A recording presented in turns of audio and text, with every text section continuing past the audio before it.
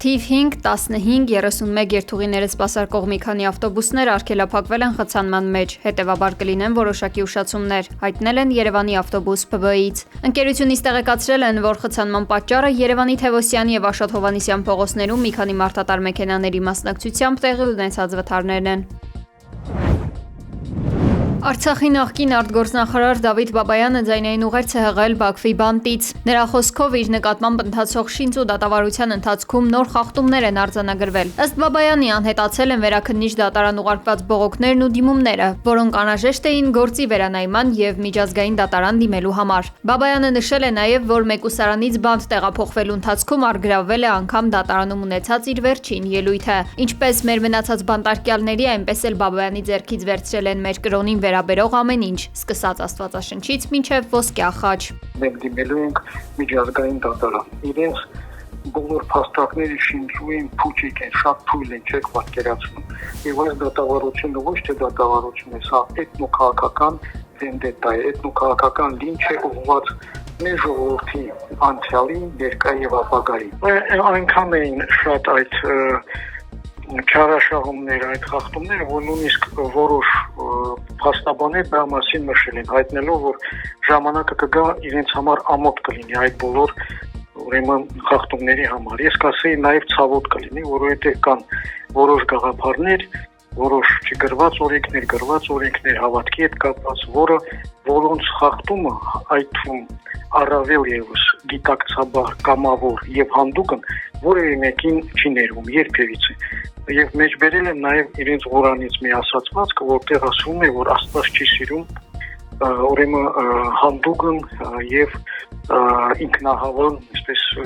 ինքնագոհ մարդկանց։ Արցախի նախկին արտգործնախարարը դատավարությունը որակել է շինծու եւ քաղաքական ենթատեքստ ունեցող գործընթաց, ընդգծելով, որ գործում առկա են բազմաթիվ հակասություններ, անհամապատասխանություններ եւ իր խոսքով անհիմն մեղադրանքներ։ Նա կոչ է արել միջազգային հանրությանը հետևել դատական գործընթացին եւ աջակցել արդարության ու մարդու իրավունքների պաշտպանության համար տարվող պայքարին։ Միացյալ Նահանգները ողջունել է Հայաստանի եւ Թուրքիայի միջև երկկողմ առևտրի սահմանափակումները հանելու մասին հայտարարությունը, հայտարարել է Հայաստանում ԱՄՆ դեսպանատունը։ Այս քայլը ցույց է տալիս երկու երկրների տնտեսական կապերն ընդլայնելու եւ հարավկովկասյան տարածաշրջանում տևական խաղաղության ու բարեկեցության խթանելու հանձնառությունը։ Համագործակցությունն ամրապնդելու ուղղությամբ Հայաստանի ու Թուրքիայի շարունակական ջանքերը ի շահ տարածաշրջանի ժողովուրդների բարության արժանի են գովեստի, նշվել է հայտարարությունում։ 3 մայիսի 13-ին Թուրքիայի արտգործնախարարությունը հայտարարություն էր տարածել, որ Հայաստանի ու Թուրքիայի միջև ուղիղ առևտրի մեկնարկի բյուրոկրատական նախապատրաստական աշխատանքներն ավարտվել են։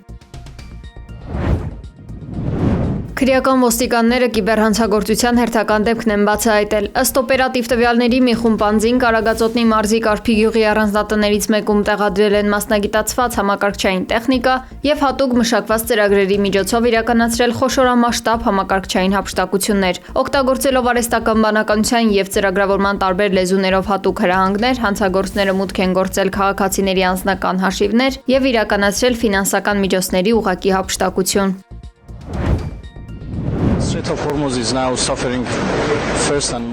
Հորմուզի նեղուստն այս պահին ամենից շատ տուժում է ԱՄՆ-ի ագրեսիայից եւ նրա պարտադրած շրջափակումից, հայտարարել է Իրանի արտգործնախարար Աբբաս Արաղչին։ Նրա խոսքով Իրանի տեսանկյունից նեղուցը լիովին բաց է բոլոր առևտրային նավերի համար, սակայն դրանք պետք է համագործակցեն իրանական ռազմածովային ուժերի հետ։ Արաղչին շեշտել է, որ իրանական կողմից նավագնացության համար որևէ խոչընդոտ չի ստեղծվել եւ հենց Ամերիկան է իրականացրել այս շրջափակումը։ Նա հույս է հայտնել, որ ստեղծված իրավիճակը շուտով կավարտվի։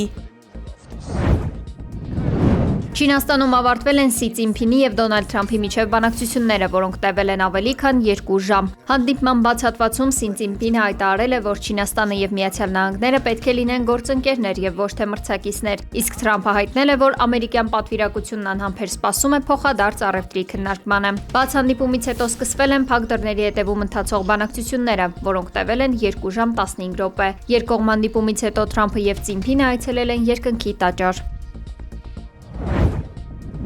ԱՄՆ բանակը հանկարծակի չեղարկել է ավելի քան 4000 զինծառայողի եւ համապատասխան սարքավորումների տեղակայումը Լեհաստանում։ ԱՄՆ բանակի ներկայացուցիչը հաստատել է այդ որոշումը, սակայն մանրամասներ չի հայտնել, իսկ պատերազմի նախարարությունը չի պատասխանել մեկնաբանության հարցմանը։ Կոնգրեսում երեքշաբթի բանակի բյուջետային քաղաքականությանը նվիրված լսումների ժամանակ ոչ բանակի նախարար Դեն Դրիսկոլը, ոչ բանակի շտաբի պետի տեղակալ գեներալ Քրիստոֆեր Լանյևը չեն խոսել այս մասին։ Սենատի զինված ուժերի հանձնաժողովի առաջատար դեմոկրատ սենատոր Ջեք Ռիդը հայտարարել է, որ բանակն առնվազն $2 միլիարդ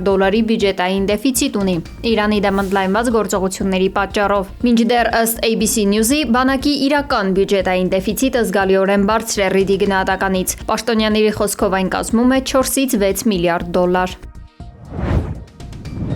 Ուկրաինայի բարձրագույն հակակոռուպցիոն դատարանը Զելենսկու գրասենյակի նախկին ղեկավար Անդրեյ Երմակի նկատմամբ որպես խափանման միջոց է ընտրել 60-օրյա կալանքը մոտ $3.3 միլիոն գրավի հնարավորությամբ։ Երմակը կասկածվում է փողերի լվացման գործով, ըստ քննության խոսքը Կիևի մերձակայքում էլիտար շինարարության ընթացքում հանցավոր ճանապարհով ստացված 460 միլիոն գրիվնայի օրինականացման մասին է։